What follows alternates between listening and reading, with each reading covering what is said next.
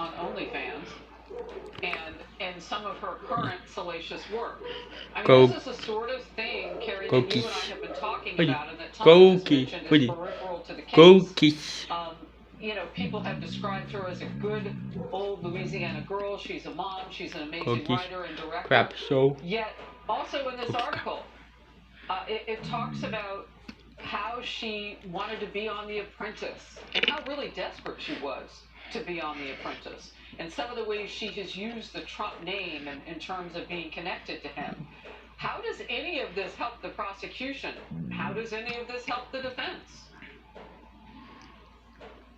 Yeah, you know, you don't even need to read that article to get a sense of who Stormy Daniels is. If you take a look at her X feed, you'll have a pretty good sense of what she's about and what she's interested in.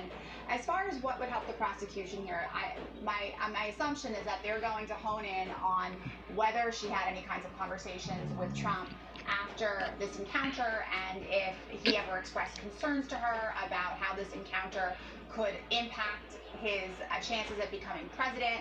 Now, of course, the defense will toss her, and I'd imagine they will bring out that compensation for a non-disclosure agreement, which is what ended up happening from Trump to Stormy Daniels, although he would say it was Michael Cohen who did that and paid her, is not illegal.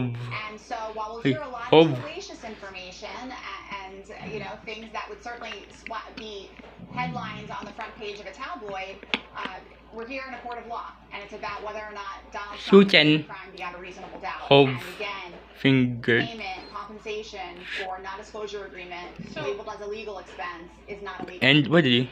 Tom, I'm curious. So it's Stormy Daniel. No? And if I remember correctly, they gave her a little bit of a discount, but at the end of the day, it wasn't $600,000 she had to pay. More than Taylor Swift. $500,000 she needed to pay Trump. Wow, big. Fees and such. For toy. Because of that. So talk about how that plays in. I mean, no, how little play kid.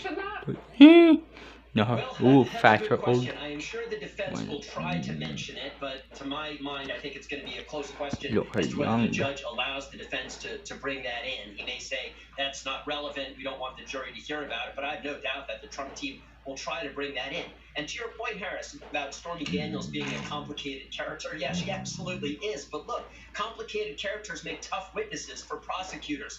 I think what the prosecutors are trying to do today is basically to diffuse the notion that she's just a porn star, right? That they want to portray her as a mom, as an independent businesswoman, as someone who is capable of making judgments. I really think to try to bolster her credibility before the jury and make the jury maybe get rid of the, I don't know, stereotypes that they brought when they first started hearing her testimony today. Well, she bolsters those stereotypes, though. I mean,